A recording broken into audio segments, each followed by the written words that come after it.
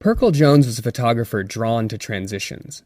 From a disappearing river valley to a town crumbling under the weight of modernization, to the emergence of a militant identity among African Americans in the 1960s, his photographs were as much about the landscape of history, time's inexorable march, as they were about the people who lived through it.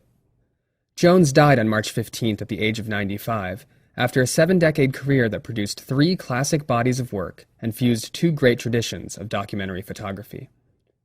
In photographing the American West, Pirkle simultaneously represented the boundless potential of the American spirit and the challenges to the American promise: rural poverty, environmental degradation, and racial injustice.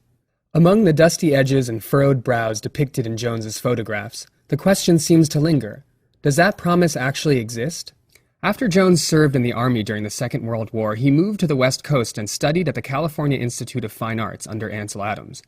Adams was Pirkle Jones's first mentor and an early champion of his work. "I think that Pirkle Jones is an artist in the best sense of the term," Adams once said. "His pictures will live with you and with the world."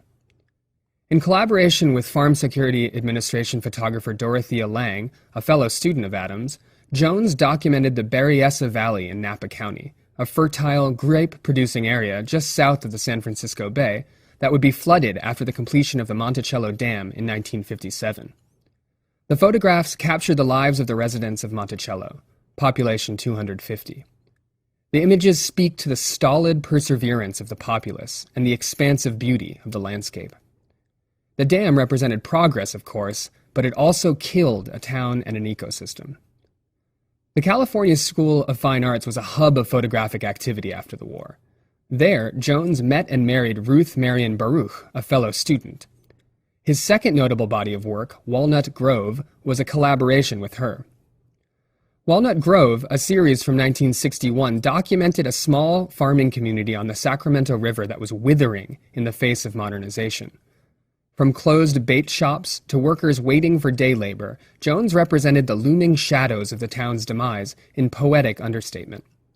Sly stylistic flourishes emerged as well, like an image of a growth of wildflowers near a shantytown, or a picture of an ornate pagoda.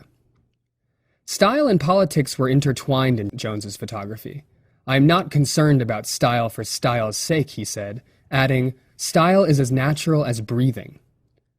Perhaps Jones's best-known series of photographs were taken in the Bay Area during the Black Panther Party's height of activity in 1968. In collaboration with his wife again, Jones documented the rise of militant black identity through demonstrations, rallies, and social actions. The portraits are stirring and filled with a dual sense of pride and trepidation. But truly the project's merits rest on being present, seeing the rise of a new kind of black identity during a turbulent period in American history. As a documentarian, these periods of change, whether environmental or social, constituted Jones's subject matter and method of making political statements. To Jones, the moment we make a picture, we become political.